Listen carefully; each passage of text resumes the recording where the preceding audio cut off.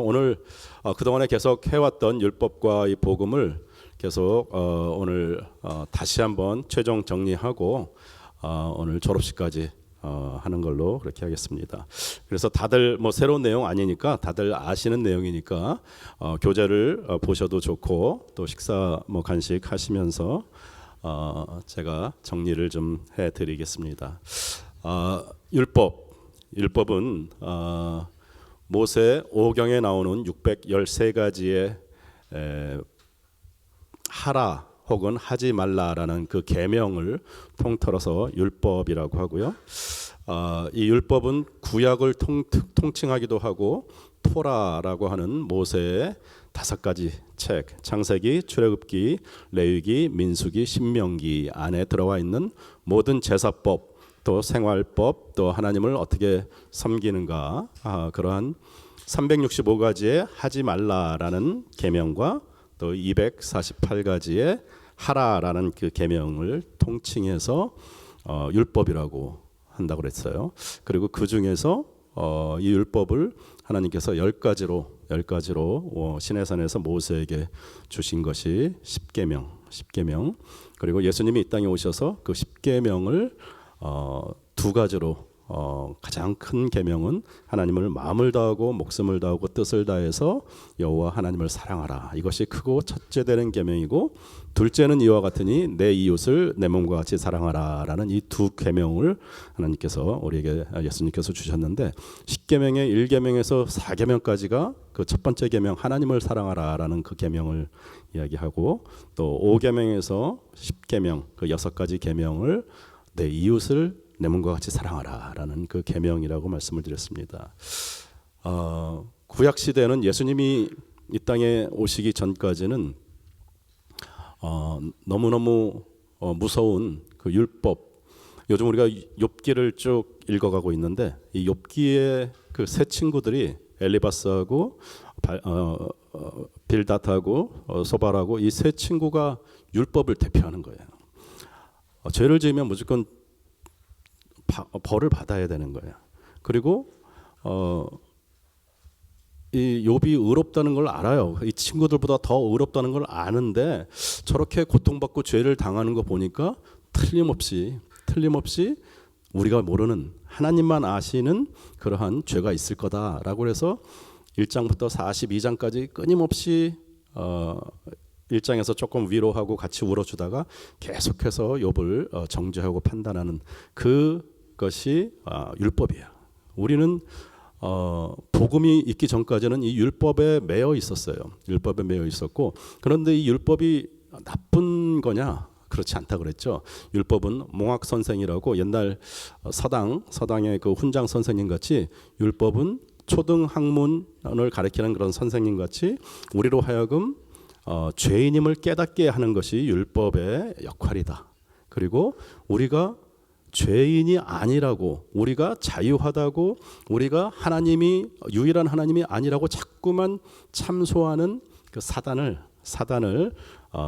속지 말라라고 우리가 주시는 그것이 바로 율법의 역할이에요. 그래서 율법은 우리로 하여금 우리가 죄인은 없나니 하나도 없다. 모든 인간은 다 죄인이다라는 걸 깨닫게 해주는 그러한 것이 바로 율법이죠.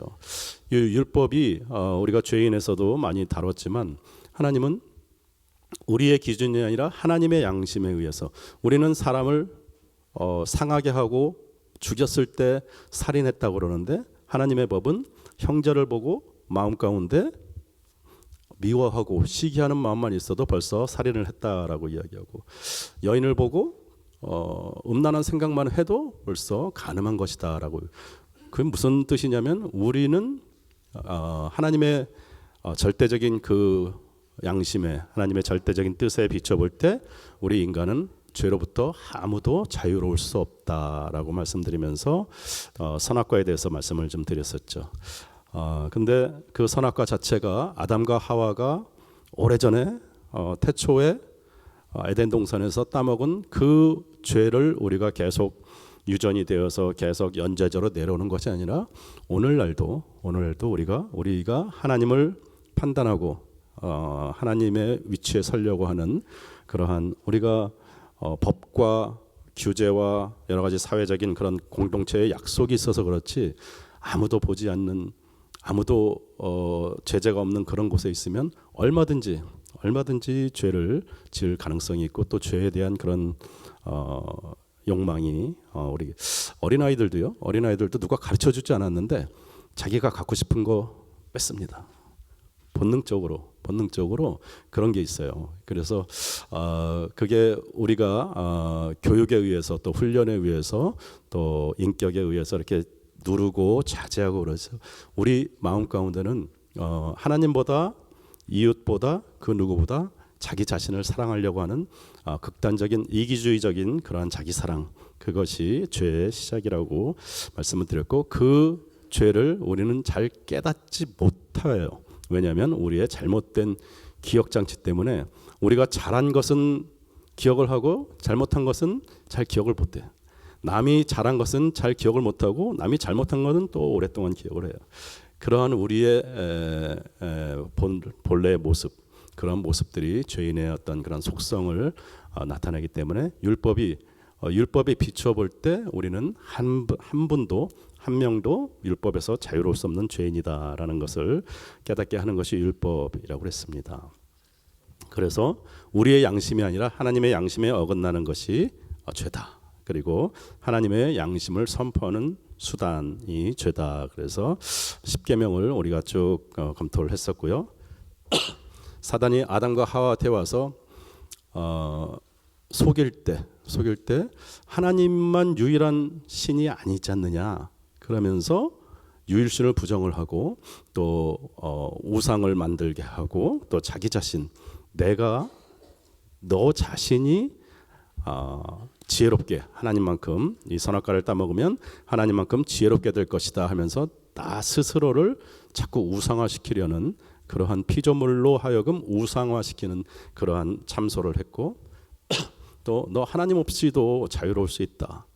하나님이 이 동산의 모든 실과를 먹지 말라고 했는데 그것이 거짓말이었죠. 모든 실과를 다 먹지 말라고 한 건 아니고 선악과만 따먹지 말라고 그랬는데 이 동산에 아무것도 먹지 말라고 하더냐 이렇게 물어보면서 마치 하나님이 나의 모든 것을 아담과 하와의 모든 것을 구속하고 속박하는 것처럼 그렇게 이야기를 해요. 우리 아이들도 키울 때 보면 모든 걸 다 자유롭게 다 자기 마음대로 하라 그러고 그 대신 밤 10시까지만 들어와라 한마디 하는데 모든 것을 다 안 해. 모든 것을 다 통제하고 자기는 자유가 없는 것처럼 그렇게 아이들이 이야기하는 것들도 많이 봤어요. 그런 식으로 사단은 우리를 속이는 거예요. 우리를 속여.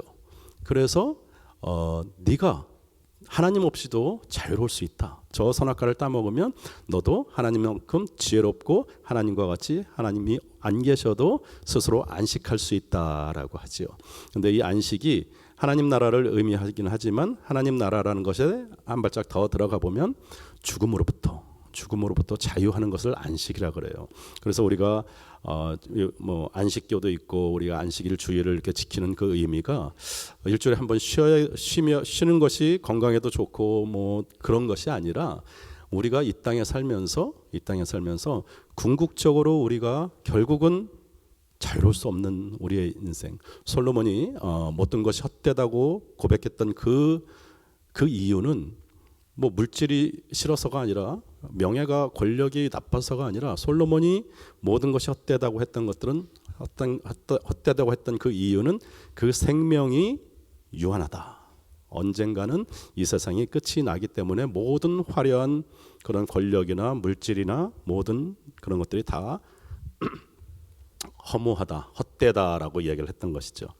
그런데 그 헛된 죽음에서 우리 모든 인생 아무리 물질을 많이 갖고 있고 아무리 몸이 건강하고 아무리 인기가 많고 아무리 건강하고 튼튼하고 세계적인 올림픽에서 메달을 몇 개씩 따고 그래도 언젠가는 나이가 들고 언젠가는 이 땅의 생명이 끝이 나는 그것이 우리로 하여금 자유롭지 못하게 하는 거예요. 그것이 항상 모든 두려움의 시작이 되고 모든 걱정, 근심의 시작이 되는 거예요. 그래서 어떤 사람들은 그것을 내가 하나님 없이도 내가 건강하며 내가 자유롭게 살리라 하면서 물질로 많은 물질을 취하면 또 많은 권력을 취하면 이 세상에서 영원할 것 같은데 결국은 역사상에 어떤 누구도 진시황도 솔로몬도 그 어떤 알렉산더 대왕도 그 어떤 권력자도 그 어떤 대재벌도 모두가 다 유한한 생명 가운데 다 하나님 앞에 갔어요. 그죠?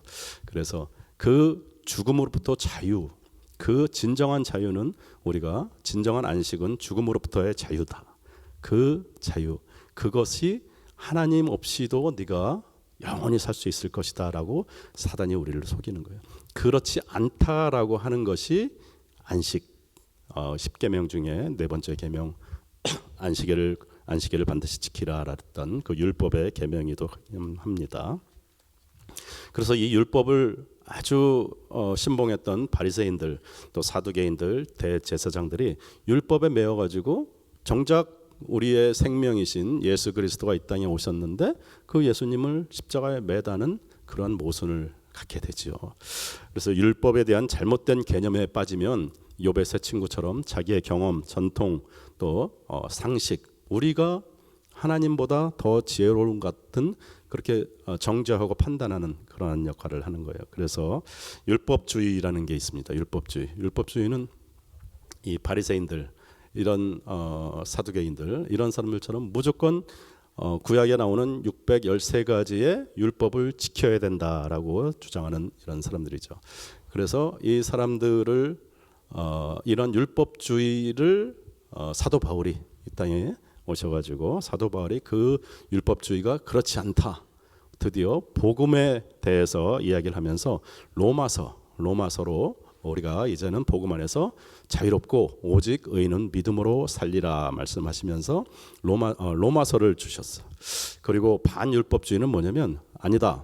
율법이 필요 없다. 그러면서 쾌락 우리가 이 땅에서 쾌락주의 혹은 영지주의라고 그러죠. 우리가 진리를 깨닫는 사람만이 하나님 앞에 갈 수 있다. 그래가지고 그 이단들 그래서 막 집단으로 날짜 잡아놓고 뭐 자살도 하고 했던 그 영주주의 초대교회 때부터 있었어요. 사도 요한 시절 때부터 이 영주주의가 굉장히 많이 퍼져나가서 그래서 반율법주의의 대표적인 것이 이런 쾌락주의나 영지주의인데 이것을 또 우리 야고보 사도가 야고보서에서 행하는 믿음, 행동하는 믿음을 강조함으로써 이 반율법주의를 또 커버하는 그러한 성경이 바로 야고보서입니다.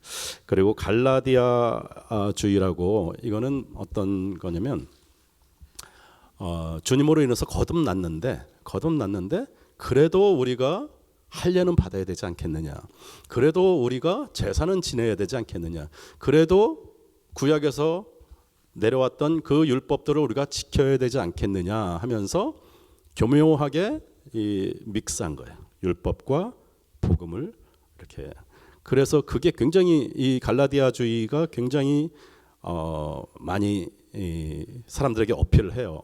그래서 사도 바울이 교회들을 쭉 개척을 할 때 그 유대인들이 항상 도전을 했던 것이 뭐냐면 고린도에서도 그랬고 항상 교회를 세워놓고 거기에 이제 교인들에게 복음을 전했는데 이 교회들에게 교묘하게 들어와서 유대인들이 그래도 그것도 하고 그래도 할례를 받아야 돼. 그러니까 그런 것 같은 거예요. 뭐 다다익선이라고 이것도 하고 하면 좋을 것 같아. 그런 것이 바로 갈라디아주의인데 갈라디아주의가 혼합 종교라 그래서 뭐 요즘 굉장히 많죠. 혼합주의해서 뭐 불교, 뭐 유대교, 뭐 종교 5개 다 합쳐놓고 막 하기도 하고 그러는데 이것을 우리 사도 바울이 갈라디아서로 이 갈라디안주의를 또 경계했던 그런 책자이기도 합니다. 그래서 우리는 오직 예수님만이 길이고 진리고 생명이다라는 것을 명심하시고 이 율법은 우리에게 하나님을 향한 예수님을 가리키는 그런 나침반 역할, 방향 지시 등 역할을 한다라는 것을 기억을 하시면 될 것 같아요. 그리고 이 율법이 쭉 내려오면서 초창기에 아담이 에덴에서 이렇게 쫓겨나면서 노아 때까지를 성각 시대라고 하는데, 성각 시대는 뭐냐면 하나님을 어렴풋이 아는 거예요. 하나님을 어렴풋이 이렇게 깨닫는 그 시대였고요. 그리고 노아 때부터 이제 모세 때가, 모세 시대에 비로소 모세 오경이 나오면서 613가지의 제사법 또 율법들이 나오면서 이때를 율법 시대 혹은 제사 시대라고 합니다. 그래서 제사 지내면서 매일 동물의 피를 하나님 앞에 번제로 올려드리고, 그게 언제까지 왔냐면 세례 요한 때까지 온 거예요. 세례 요한 때까지 이 제사 시대 혹은 율법 시대가 쭉 이어지다가 세례 요한이 이 땅에 광야에 외치는 소리가 있어 해서 준비하면서 모두가 다 회개하라라고 하면서 비로소 예수 그리스도, 지금 우리가 살고 있는 시대는요, 이제 은혜 시대입니다. 은혜 시대인데 정말 너무나 좋은 때, 우리가 참 축복이에요. 은혜예요. 우리가 이 땅에 지금 이렇게 태어나서 정말 하나님 예수 그리스도를 알고 예수님의 그 은혜 때문에 우리가 구원받고 가는 이 복음을 알고 우리를 만들기 위해서 수많은 우리의 선조들을 지금 오늘까지 이렇게 하나님께서 역사하시고 인도해 오신 이 열매를 거두는 시대가, 예수님이 오신 이 시대, 2000년 전부터 다시 예수님이 오시는 그날까지 이 시대를 은혜 시대라고 해요. 이거는 정말 가장 큰 최대의 선물입니다. 그래서 우리는 이 은혜 시대에 태어난 우리들은 하나님이 정말 사랑하시는 하나님의 아들이고 딸인 거야. 그래서 우리는 이거를 마음껏 하나님께 감사하고 하나님 앞에 예배드리고 찬양할 수 있는, 더군다나 세계에서 가장 발전된 미국에서 크리스찬 청교도들이 세운 이 땅에서 우리가 마음껏 하나님을 예배하고 찬양하고 했다는 것이 은혜 시대 중에서도 가장 은혜를 우리가 축복받은, 더군다나 한국인으로 이렇게 태어나서 미국에 와서 이렇게 신앙생활하는, 이거는 정말 하나님의 말할 수 없는 은혜예요. 우리가 어디 선교지 갈 때마다 이렇게 느끼는 거지만 아직도 핍박이 많고 아직도 정말 엄청 어둠에 쌓여 있는 같은 그러한 것들이 참 아직도 많습니다.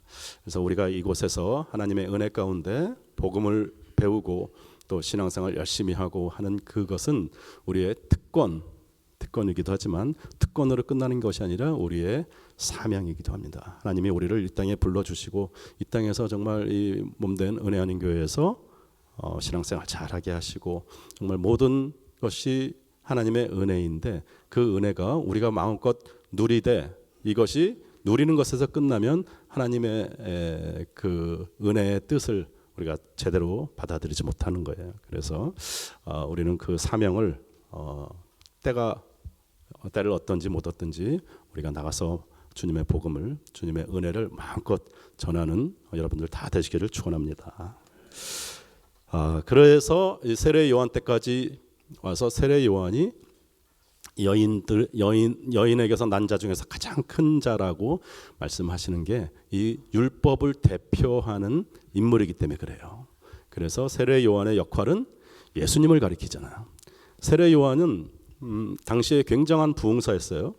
근데 이 세례 요한이 회개의 메시지도 아주 강하고 또 대중 설교도 잘했지만 이 사람의 삶이 광야에서 메뚜기와 그 벌꿀만 먹고 사는 거야. 그렇게 청렴 결백하면서 그 삶으로 천국의 삶이 어떠해야 되는가, 크리스찬의 삶이 어떠해야 되는가를 보여준 사람이 세례 요한이야. 그리고 그는 절대로 많은 제자들이 자기를 찾아와서 세례도 받고, 세례를 받는다는 것은 그렇잖아요. 세례를 받는다는 것은 그 세례 요한 앞에 자기의 모든 것을 다 내려놓고 회심하겠다는 이야기거든. 그 유대교에서 기독교로 새로운 종교로 자기가 세례를 받고 새 사람이 되겠다는 것은 이 세례 요한이 얼마만큼 영향력이 있고 또 얼마만큼 그 당시 사회에 큰 그런 센세이션을 일으켰는지 우리가 알 수 있어요. 그런데 세례 요한이 귀한 것은 절대로 자기가 높아지려고 하지 않아. 세례 요한은 자기가 메시아가 아닌 줄 알고 있어요. 그리고 세례 요한은 항상 나는 광야에 외치는 소리요, 나는 오실 일을 예비하시는 소리다라고 늘 외치고 있어. 그 세례 요한이 바로 율법이에요. 율법은 자기가 구원을 주겠다라고 얘기하는 율법은 잘못된 율법. 그 율법이 이러한 갈라디아주의나 또 반율법주의나 율법주의 같은 그러한 이단 이런 것이 되는 거예요. 항상 율법의 끝은 예수 그리스도 복음을 가리켜야 되는 거죠. 그래서 세례 요한이 예수 그리스도 예수님을 가리키게 되면서 이제 예수님이 이 땅에 오셔서 세례 요한한테 세례를 받으세요. 세례를 받으시는데 그 세례를 받으시는 목적이 뭐냐면 예수님이 이 땅에 오셔가지고 우리하고 똑같은 죄인으로 이 땅에 오시는 거예요. 죄가 없으신 분인데 우리하고 똑같이 죄를 지고 이 땅에 오셔서 세례를 받으심으로 우리와 똑같은 그런 상태가 되시는 거예요. 그리고 우리와 똑같은 고통을 받으시고 우리와 똑같은 식사를 하시고 또 제자들의 발을 씻겨주시고 그리고 우리의 죄를 우리의 삶과 똑같이 3년 반 동안 공생애에서 보내시다가 십자가에 가시는 거예요. 그래서 예수님이 우리하고 똑같은 그러한 길을 가는, 그래서 우리도 회개하면서 세례를 받고 또 예수님 가는 길을 그대로 쫓아가는 거예요.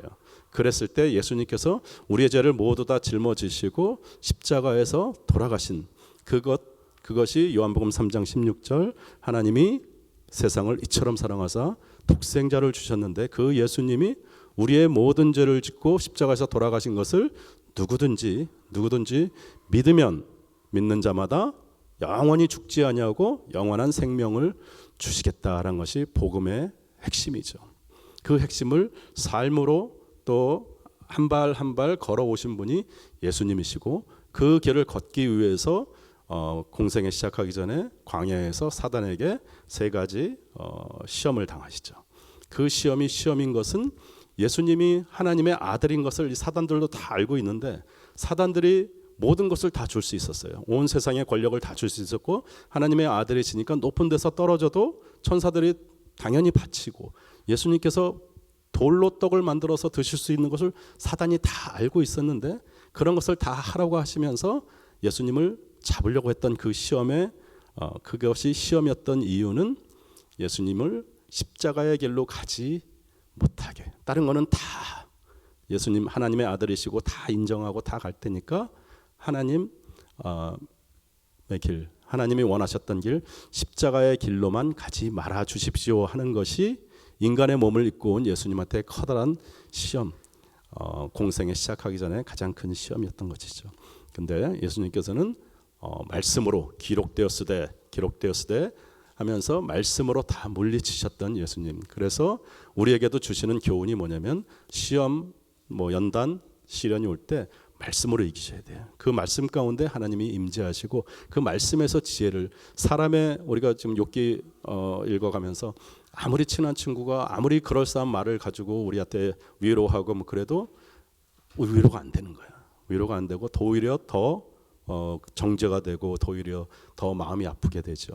그래서 하나님의 말씀, 하나님 바라보면서 하나님께 기도하고 하나님 말씀으로 위로를 찾는 것이 예수님이 처음부터 십자가에 달리시기까지 우리에게 보여주신 그러한 교훈이었습니다.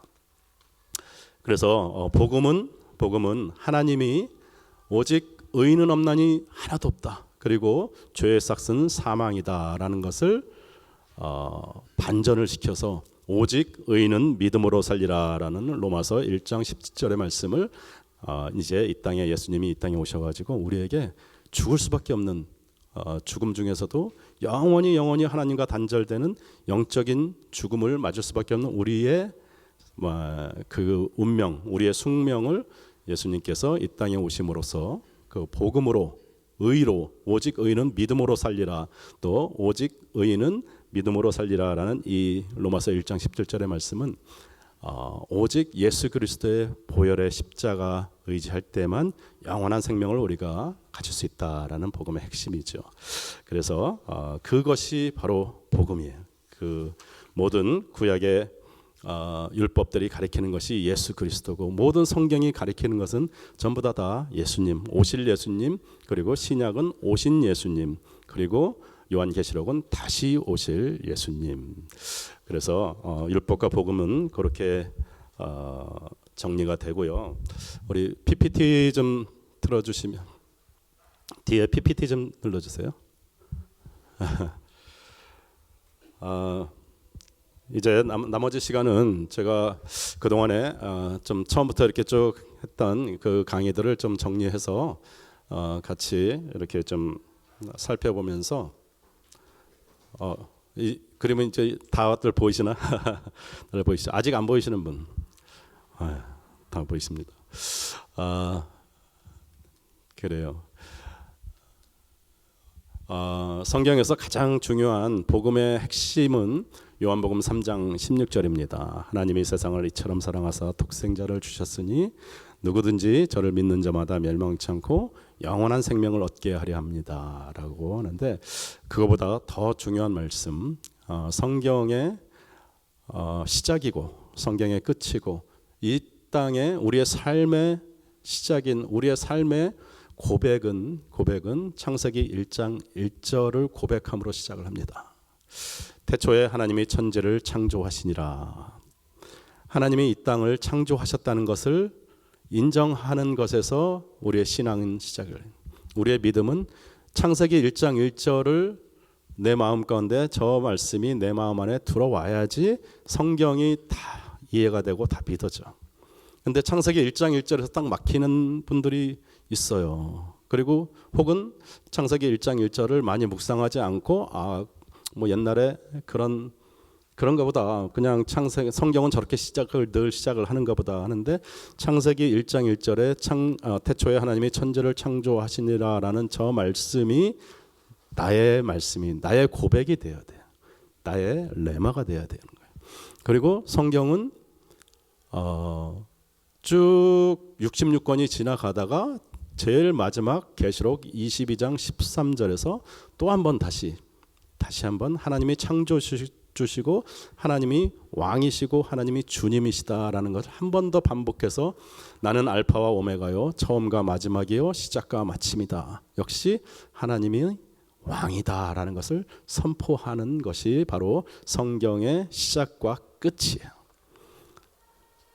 그러면 되는데, 아무 일도 없었으면 우리는 하나님의 창조주고 우리는 피조물이고, 그래서 에덴 동산에서 천국에서 행복하게 잘 살고 있었을 텐데, 창세기 3장에 가서 죄가 들어오는 거예요. 그 죄를 극복하고 그 죄에서 구원하고 다시 창세기 1장 1절 계시록 22장 13절로 말씀을 돌아가는 것이 이 성경의 구조인 거예요. 그래서 한가운데 요한복음 3장 16절이 들어가지만 가장 중요한 말씀은 창세기 1장 1절입니다.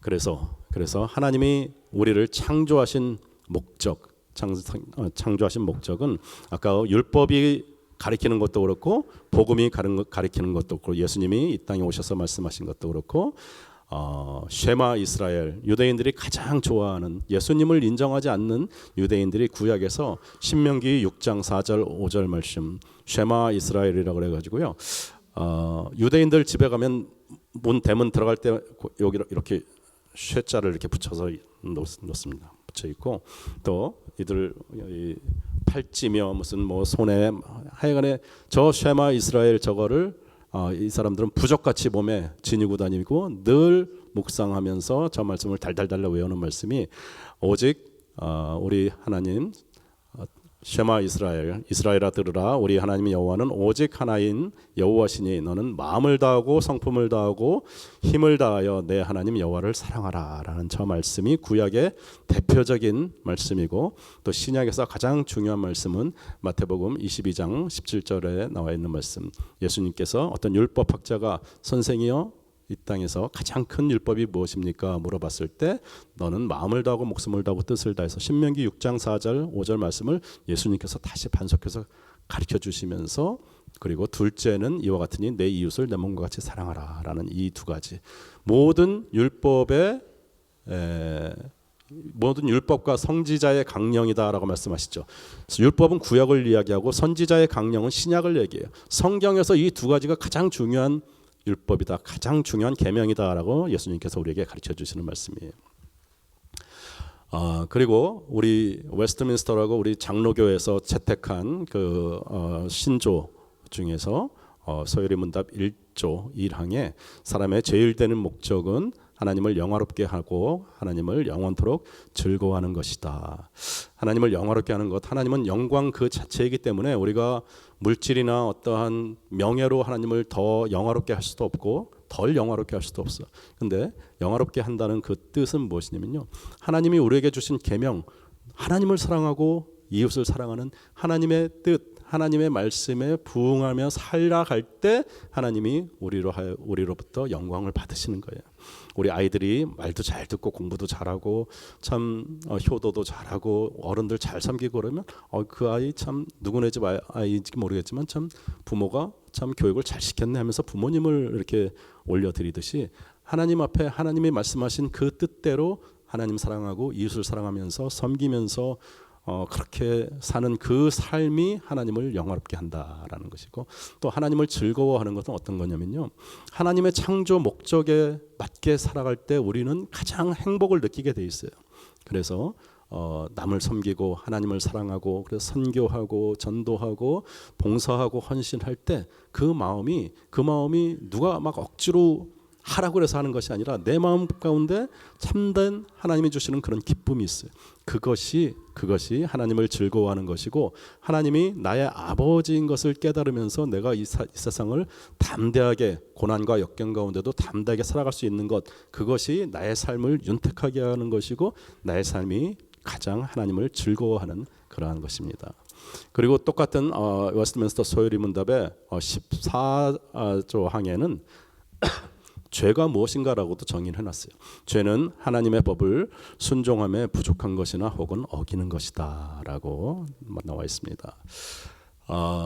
하나님의 마음에 합한 자 다윗, 하나님의 뜻에 부합되는 것, 정확하게 하나님의 뜻에 부합되는 그 히브리어 단어는 야라라고 하는 단어인데, 이 야라에서 토라, 율법이라는 토라라는 단어가 파생되어 나왔다고 했습니다.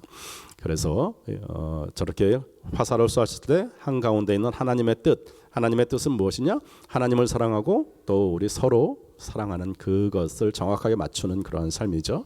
근데 그 야라의 반대말은 하타라고 하는데, 이 하타는 하나님의 뜻을 맞추지 못하고 그 관역을 벗어나서 저 벗어난 그 화살이 어딜 가냐면 자기 자신을 향해서 가는 거예요. 하나님을 사랑하고 이웃을 사랑하라는 그 계명에서 자기 자신을 향해서 가는, 아담과 하와가 선악과를 따먹은 것도 그렇고 결국은 전부 다 우리가 하나님보다 더 돈을 사랑하고 하나님보다 더 권력을 사랑하고 뭘 사랑하는 것 같지만 돈 자체를 사랑하는 것이 아니라 그 돈으로 나를 보호하고 내가 하나님 없이도 내가 안식할 수 있고 나를 위한 것들이지 우리가 추구하는 것들은 모두가 다. 그래서 그것이 죄의 원 뜻입니다. 헬라어로는 하마르티아라고 하지요.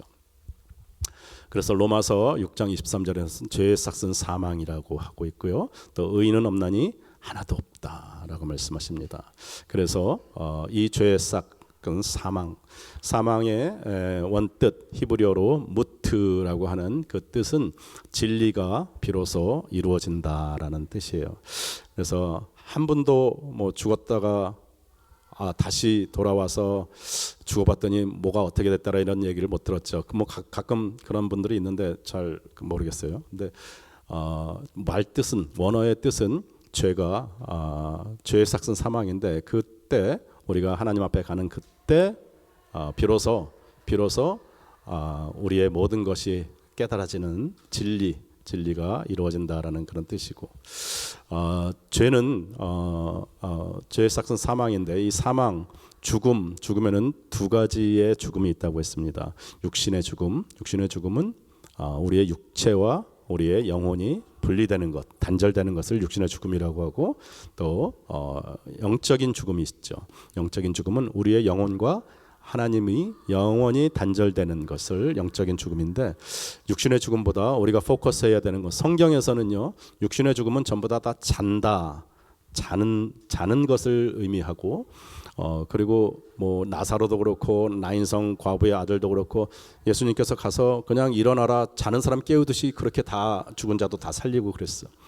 성경에서 생명이라고 하면은 영원한 생명, 영적인 생명을 이야기하는 거고요. 죽음이다라고 하면은 소망 없이 우리가 다 죽을 운명이다라고 이야기할 때 저런 영적인 죽음, 영원히 하나님과 우리가 영적으로 단절되는 것을 의미합니다.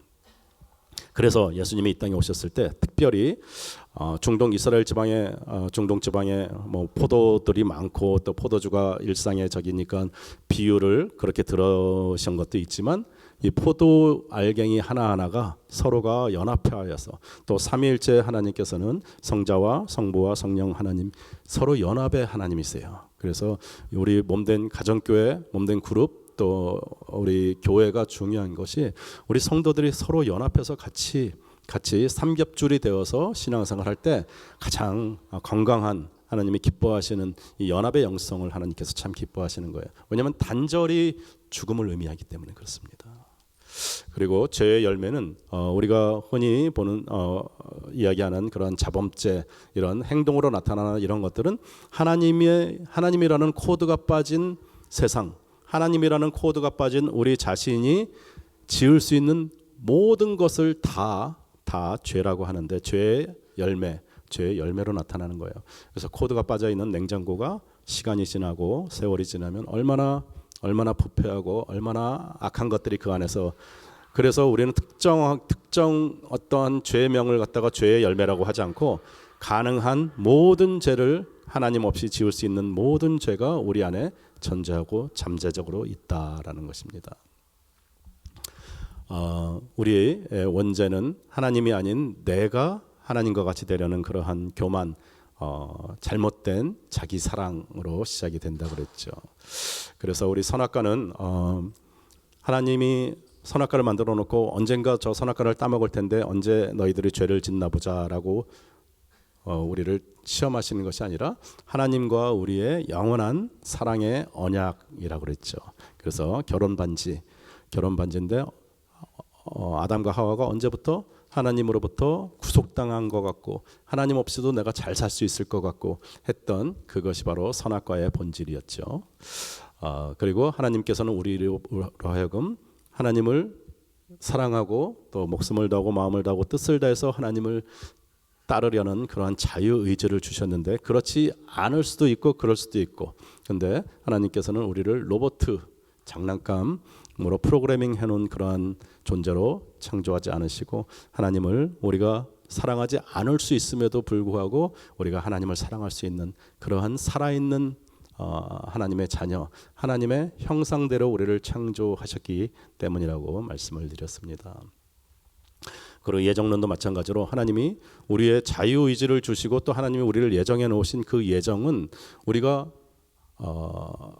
능력에 있어서 우리가 모든 것을 다 할 수 없다는 것이에요. 우리의 능력은 우리가 모든 것을 다 할 수 있지만 우리의 능력은 제한이 돼 있어요.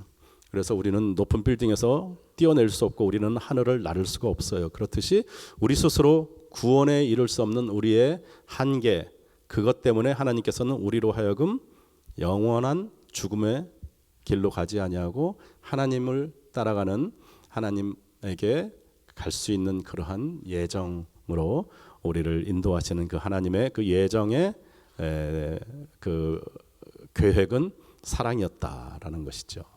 그래서 첫 번째 아담은 선악과를 따먹고 죄와 사망의 길로 갔지만 두 번째 아담 예수님께서는 이 땅에 오셔서 십자가를 지시고 에덴 동산에 생명나무가 있었습니다. 선악과만 있었던 것이 아니라 생명나무가 화엄경으로 둘러싸여 있어서 아담과 하와가 저 생명나무를 먹고 죄 가운데 영원히 살까 하노라 하면서 가죽옷을 입혀서 내쫓았던 것이 그것이 바로 저 생명나무. 그 생명나무는 예수님의 십자가였어요. 예수님의 십자가로 비로소 우리가 죄 없는 몸으로 죄 짓기 전에 그 모습으로 하나님의 나라에서 에덴에서 영원히 살 수 있는 것 그것이 두 번째 아담이신 예수님이 이 땅에 오셔서 십자가를 지시기 때문에 그렇게 됐습니다. 네, 말씀은 살아계신 하나님이다. 요한이 요한복음 1장 1절에서 그렇게 선포하고 또 1장 14절에 말씀이 육신이 되어 우리 가운데 거하심에 그 영광을 보니 아버지의 독생자의 영광이더라 하면서 요한은 유대인이었어요.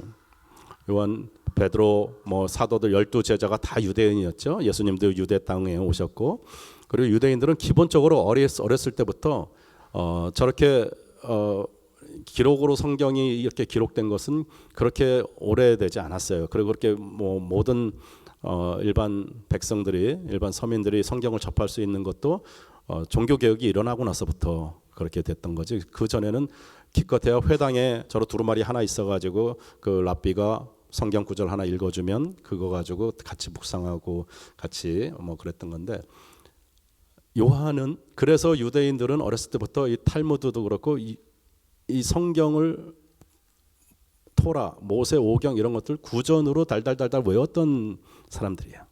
그래서 베드로, 요한, 예수님의 제자들도 성경에 대해서 특히 구약에 대해서 딸딸딸딸 외웠던 사람이고, 또 하나님이라는 그 여호와라는 그것이 하나님의 이름을 망령되이 일컫지 말라고 했기 때문에 여호와라고 그런 이름조차도 입에 담질 못했던, 정말 그 제사 문화에서 정말 하나님 앞에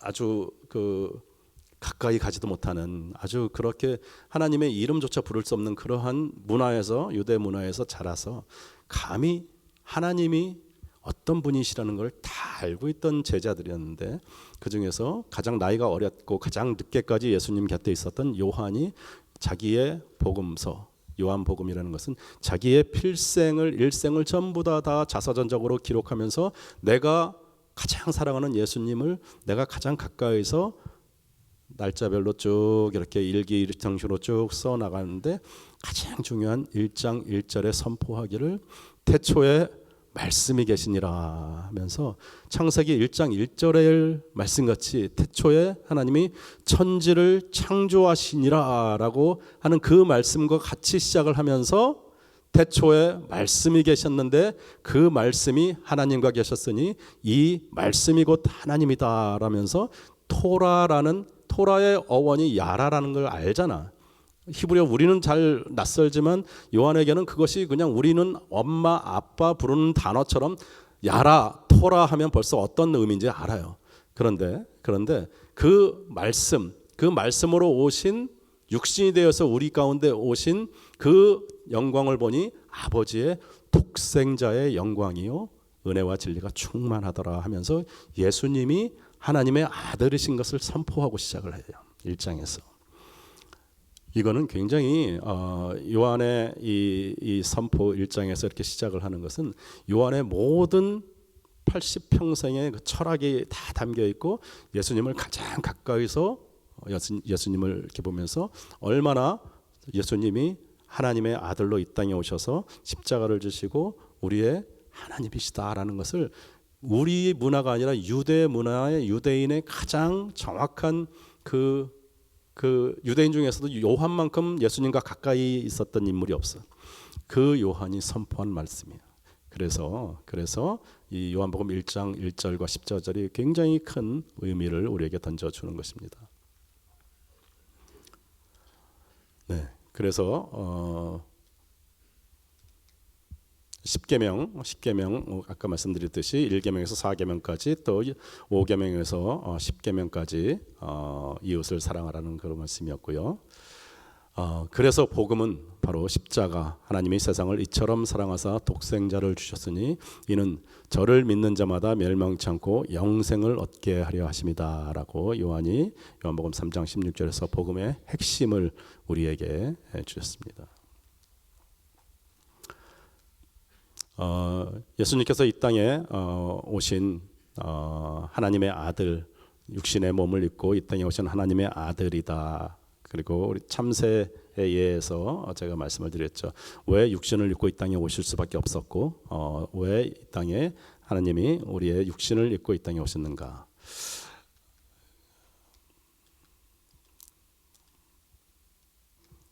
그리고 아까 말씀드렸듯이 기독교에는 두 가지 가장 핵심적인 이론이 있습니다. 성육신, 이 땅에 예수님이 하나님의 아들이신 예수님이 이 땅에 오신 성육신의 이론과 또 그리스도로 이 땅에 오신 예수님께서 십자가에서 돌아가심으로 우리로 하여금 영원한 생명을 얻게 하신다라는, 이단들이 십자가를 부인하거나 예수님이 하나님의 아들이시라는 것을 부인하는 이 두 가지 핵심이 우리 기독교의 가장 핵심이고, 부활, 예수님이 우리의 죄를 다 짊어지시고 돌아가셨는데 부활이 없었다면 우리 기독교는 성립하지가 않아요. 예수님이 이 땅에 오신 목적도 그렇고 우리가 신앙생활하는 목적도 그렇고, 우리는 다시 이 요한복음 3장 16절이 필요 없는 창세기 1장 1절에 그때로 다시 돌아가는, 요한계시록 22장 12절의 말씀, 나는 알파요 오메가, 처음이고 나중이고 시작과 끝이라는 그 상태로 돌아가야 되는 것이 바로 부활인 거예요. 그것이 우리의 죄를 다 해결하시고 십자가 위에서 우리의 모든 죄와 모든 그 사망의 죄의 싹을 다 해결하시고 다시 부활하신 예수님, 그것이 창세기 1장 1절로 우리를 다시 끌고 가시는 거예요. 우리가 다시 죄 짓기 전에 에덴으로 하나님의 나라에 영원한 생명을 가질 수 있는 것이 부활이기 때문입니다. 믿음은 선하신 하나님을 이렇게 전지전능하시고 또 창조주시고 우리의 주님이시고 영원한 왕이신데, 이 영원한 왕이 악한 왕이면 폭군이거나 정말 나쁜 의도를 갖고 한다면 정말 소망이 없겠죠. 근데 우리 하나님께서는 선하신 하나님, 우리의 왕이다. 그래서 믿음이라는 것은 나로부터 나오는 어떤 확신이나 나로부터 나오는 어떤 그런 의지가 아니라, 내가 전적으로 나는 나약하고 나는 아무런 소망이 없어서 나는 창기와 세리와 같은 그런 정말 소망 없는 그런 사람인데, 그래서 예수님만 의지할 수밖에 없습니다라는 것이 강한 믿음이라는 뜻이에요. 내가 할 수 있다, 하면 된다 하면서 내가 나의 힘으로 믿음을 막 그렇게 하는 것이 믿음이 아니라, 믿음은 나의 약함을 하나님 앞에 온전히 내놓고 하나님을 의지하면서 예수님만 따라가서, 그래서 예수님께서 이 땅에 오셔서 바리새인한테 이 회칠한 무덤, 위선자라고 그렇게 하시면서 세리와 창기의 무덤, 세리와 창기의 믿음이 너희들보다 구원에 이를 것이다라고 말씀하신 거고요. 나를 움직이는 믿음은 때로 믿음이 연약해서 약한 믿음, 이런 이야기를 하는데, 나를 움직이는 믿음, 예수님께서 겨자씨 하나만한 믿음만 있어도 이 산더러 들리워 저 바다에 던져지라 할지라도 그렇게 될 것이다 말씀하신 그 겨자씨만한 믿음의 의미가 뭐냐면, 나를 움직이는 믿음이면 되는 거예요. 여러분들, 믿음은 철저히 주관적입니다. 누구하고 비교해서 어떤 선교사님의 믿음은 저렇게 크고 어떤 목사님의 믿음은 저렇게 크고 나는 맨날 믿음이 연약해서 넘어지고 쓰러지는 것 같아? 그렇지 않아요. 여러분이 이 저녁에 이곳에 오셔서 성경 공부하고 여러분이 전심으로 예배드리고 전심으로 하나님을 따라가는 그 믿음이 여러분을 움직이는 그런 믿음이라면, 그 믿음이 겨자씨만한 믿음이라도 하나님께서는 그 믿음이 온 이스라엘에서 네가 가장 큰 믿음이다라고 말씀하시는 거예요. 그래서 믿음은 퍼펙트한 믿음을 자꾸 생각하시니까 여러분 자꾸 자신이 없고 믿음에 자꾸 내가 넘어지는 것 같고 누구하고 비교해서 자꾸 그렇지 않아요. 나를 움직이는 믿음, 퍼펙트한 믿음이 아니라 내가 satisfy 하는 믿음이면 되는 거예요. 그리고 그 믿음은 여러분이 내가 이만큼을 갖고 싶어서 갖는 게 아니라 하나님이 주시는 믿음이, 하나님이 여러분 마음에 주시는 믿음이, 비록 겨자씨만한 믿음을 주셨다고 나는 생각할지 모르지만 그 믿음이 나를 움직인다면 저 산더러 들려서 바다에 던져지라고 해도 그것이 이루어진다는 것이 하나님의 말씀, 예수님의 말씀이에요. 그래서 절대로 믿음에 대해서 여러분의 믿음을 과소평가하지 말라는 것이 겨자씨만한 믿음의 진실한 뜻입니다. 그래서 자신 있게 넘어져요. 안 넘어지는 목사님들, 선교사님들, 겉으로 성도님들 보니까 좀 거룩한 척하지, 뭐 이런 얘기하면 안 되지만 다들 넘어져. 연약한 인간이에요. 죽을 때까지 아침에 일어나면 이빨 닦아야 되듯이 죄에서 자유로울 수 있는 사람이 아무도 없어. 그래서 의인은 없나니 하나도 없다라고 말씀하시는 의도가 예수님이 의롭다고 칭해 주시는 거지, 갑자기 예수 믿었다고 내가 갑자기 목사 됐다고 갑자기 사람이 변해서 내가 죄도 안 짓고 아무런 그런 나쁜 생각도 안 하고 그럴 수 있는 사람이 하나도 없어요. 그래서 더 깨어 있어야 되고, 그래서 더 슬기로운 다섯 처녀는 등잔 기름을 준비한다는 그 의미가 뭐냐면, 항상 나는 넘어질 수 있기 때문에 나는 깨어 있는 거야.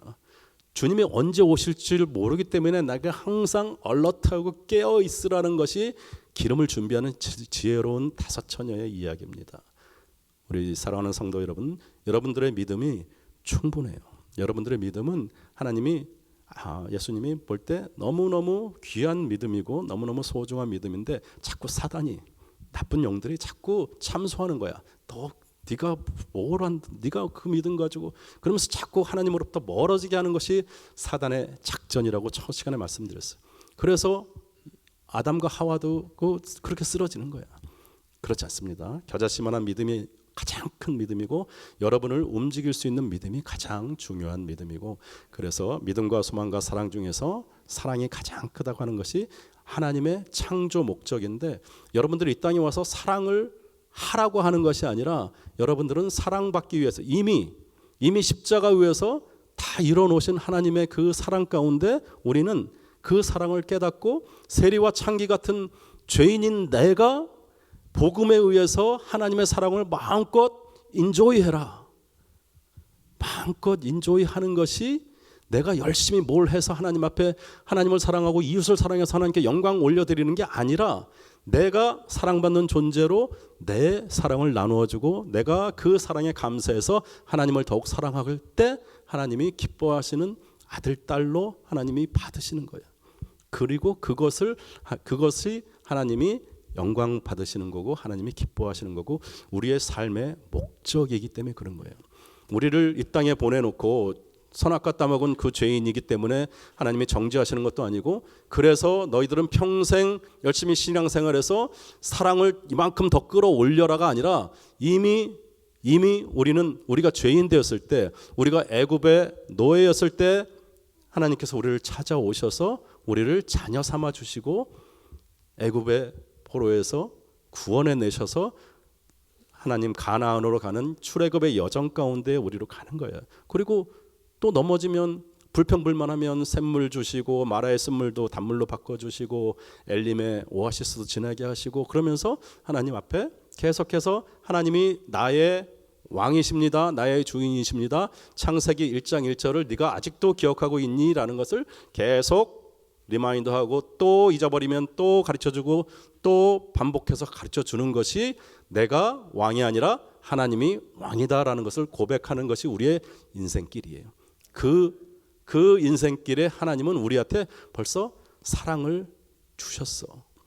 우리가 아직 죄인 되었을 때, 우리가 아직 하나님을 몰랐을 때, 우리가 교회도 모르고 우리가 복음에 대해서 성경에 대해서 들어보지도 못했을 때 하나님이 내 이름을 손바닥에 생명책에 쓰시고 여러분들을 이 자리에 갖다 놓은 것이 하나님의 사랑의 예정이었어요.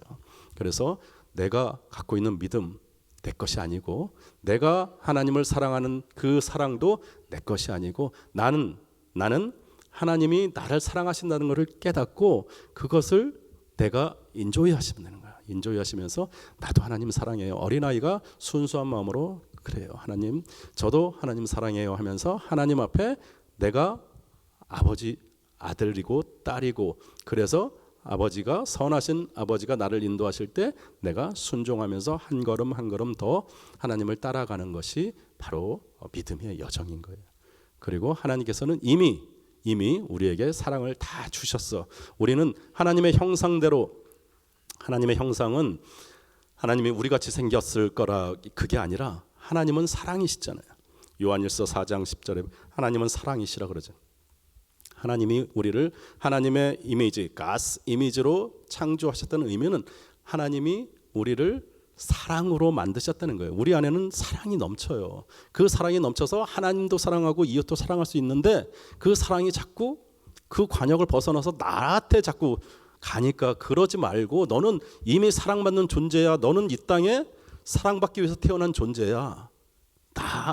네가 너를 사랑하지 않아도 하나님이 너를 사랑받는 존재로 사랑하기 때문에 네가 하나님 사랑하고 내 이웃을 향하는 그 사랑이 있을 때 너의 창조된 목적대로 살아가기 때문에 네가 가장 행복하고 네 인생이 하나님의 마음에 합한 자의 삶을, 야라의 삶을 살아가는 거야 라고 말씀하시면서, 네가 너를 사랑하지 않아도 하나님이 너보다, 내가 나를 사랑하는 것보다 하나님이 나를 더 많이 사랑했어요.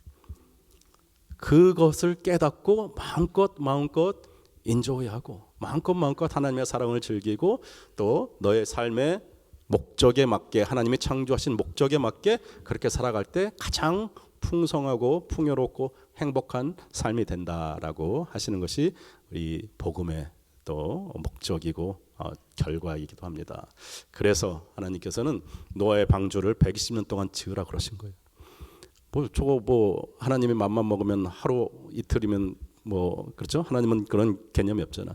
여리고성도 왜 일주일 동안 계속 7일 동안 하루에 한 바퀴씩 돌고, 그냥 하나님이 하셨습니다라는 걸 보여주시려면 그냥 다 서서 한꺼번에 나팔 불고 소리 지르면 하루만 돌아도 다 무너질 수 있잖아.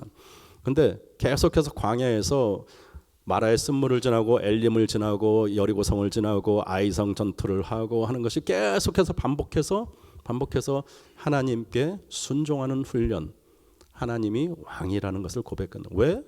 우리는 죄인이기 때문에 오늘 이야기를 들어도 내일 아침이면 또 내가 왕이야. 또 1시간 지나면 또 내가 왕이야. 순간순간. 그래서 성경은 끊임없이 창세기 1장 1절을 반복하시는 거예요. 우리를 구원해 주시고도 광야를 애굽에서 꺼냈는데 그냥 거기서 바로 가나안으로 안 가고 40년을 광야를 헤매는 게 순종의 훈련이에요. 반복해서. 왜? 자꾸 우리를 잊어버려. 자꾸 내가 나를 향한 나의 이기적인 교만, 탐욕, 나의 사랑이 너무 강해서 자꾸 잊어버려요. 내가 하나님같이 되려고 그러고, 내가 남들보다 더 높이고, 내가 하나님 없이도 돈만 있으면, 내가 권력만 있으면 내가 자유로울 것 같아. 하나님 없이도 내가 잘 살 수 있을 것 같아서.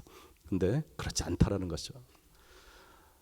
그리고 기도는 우리가 하나님으로부터 뭐를 끄집어내기 위해서 리퀘스트 하는 것을 받아내는 것이 목적이 아니라, 하나님이 나의 아버지이십니다. 하나님이 나의 아버지시고 나는 하나님의 사랑하는 아들이고 딸입니다라는 서로 그 친밀함을 계속 주고받는 그것이 기도예요. 그래서 때로 하나님이 우리에게 필요한 것도 또 주실 때도 있고 또 안 주실 때도 있고, 또 때로는 시련 가운데 고난 가운데 시간을 가지면서 욥이 하나님 앞에 하늘을 바라보며 나의 소망이 오직 하나님 앞에 있습니다. 욥이 제사도 잘 지내고 동방의 의로운 자로 그렇게 아이들 제사까지 다 그렇게 지냈는데, 저런 고난과 시련이 없었다면 저렇게 정말 절규하는 듯한 그런 기도가 있었을까요? 물론 하나님께서는 다 알고 계시지만, 하나님이 우리에게 원하시는 그 삶은 고난과 또 시련과 때로는 어려움 가운데 있을지라도 하나님은 선하신 하나님이라는 것을 믿으셔야 돼요. 선하신 좋으신 우리의 아버지라는 것을 믿으셔야 돼요. 이런 고난의 시간이 왜 나한테 왔을까? 그리고 이 시간이 빨리 지나갔으면 좋겠다라는 소원이 있어. 근데 그 안에서도 하나님은 선하신 하나님이고, 이 시간들 가운데 하나님이 나를 다듬어 가시는 어떤 선한 뜻이 계시겠다라는 것이 믿음인 거예요. 그리고 형통하다, 우리가 성경에서 형통하다 이러는 것은 특별히 요셉이 감옥에 갇혔을 때나 보디발 집에 그 포로로 잡혀갔을 때 형통하다라고 말씀을 성경에 나오는데, 요셉이 총리가 되었을 때도 형통하다는 얘기가 안 나와. 근데 형통하다라는 것은 하나님이 함께 하시기 때문에 형통한 겁니다. 그래서 늘 우리가 하나님과 함께 동행하는 그런. 그리고 한 가지, 이 부자와 거지 나사로 이야기가 나오죠. 또 부자 청년 이야기가 나오는데, 유대 사회에서는 이 부자는 욥도 그렇고, 부자는 하나님의 축복을 받은, 영적으로 물질적으로 하나님의 축복을 받은 사람들이라는 인식이 다 있었어요. 저 사람은 그 아브라함부터 그 큰 때를 이루고 부자가 아들 아브라함도 그렇고 이삭도 그렇고 야곱도 그렇고 다 그랬어요. 그래서 이 유대 그 전통 문화에서 부자와 나사로가 의미하는 것은 무슨 의미냐면 부자도 하나님에게 축복받고 욥같이 그런 사람들도 지옥에 갈 수 있구나. 부자 청년이 가진 것을 다 팔아서 가난한 자에게 주고 나를 따르라 했을 때 근심하면서 떠나가는 그런 장면이 나오죠. 부자라는 의미는 하나님에게 축복받고 하나님 앞에 갈 수 있는 그런 사람들인데 예수님을 의미해. 예수님을 모르는 부자, 예수님을 모르는 그 아무도 예수 그리스도를 통하지 않고는 우리가 구원을 얻을 수 없다, 천국에 갈 수 없다라는 것이 부자와 나사로의 그 진정한 의미예요. 그래서 아무리 이 땅에서 축복받고 그랬어도 구원은 오직 하나님의 은혜, 복음, 예수 그리스도의 십자가를 통해서만 갈 수 있다. 그리고 그 구원이 부자 청년에게도 너의 모든 것을 다 팔아서 예수님을 따를 만큼 너에게 그 복음이, 그 천국이, 그 생명이 너에게 정말 그렇게 너 마음속에 간절한 진짜 소망인가라는 걸 묻고 있는 것이죠. 그렇습니다. 그래서 예수님이 길이고 진리고 생명이시라는 것, 그리고 그것이 오직 진리라고 하며 우리가 아멘이라고 하는 그 아메트의 그 말 뜻도 바로 진리, 그렇습니다 주님 뜻대로 이루어지십니다라고 말씀을 하고 있습니다. 네. 그래서 이 율법과 복음의 결론 부분에도 나오지만 선교는 잃어버린 하나님의 자녀들을 우리가 구원받은 자로서 하나님 앞에 특권만 누리는 것이 아니라 그 은혜 시대에 살고 있는 우리가 하나님 앞에 사명으로 올려드릴 수 있는 것이 바로 복음, 이 예수 그리스도의 이 소중한 복음, 율법으로 아직도 죽어가는 그들이 죄 가운데 헤매고 나오지 못하는 그 영혼들을 우리가 하나님 앞에 다시 올려드리는 그것이 바로 선교이고, 이것이 그 선교지에 가보면 그들에게 복음을 전하고 우리가 다 못자게 하는 것이 아니라 그곳에서 함께 예수님을 모르는, 하나님을 모르는 그 영혼들과 함께 예배를 드리는 것, 그것이 하나님이 우리에게 그토록 원하셨던 하나님을 사랑하고 이웃을 사랑하는 것이기 때문에 그렇습니다. 그래서 너희는 가서 모든 족속으로 제자를 삼아 아버지와 아들과 성령의 이름으로 세례를 주고 내가 너에게 분부한 모든 것을 가르쳐 지키게 하라 하면서 그 밑에 있는 그 말씀이 내가 세상 끝날까지 너희와 함께 있으리라 하시면서 마태복음 28장 19절 20절, 아까 형통이라는 단어가 하나님이 함께 하시는 것이 형통이라고 그랬어요.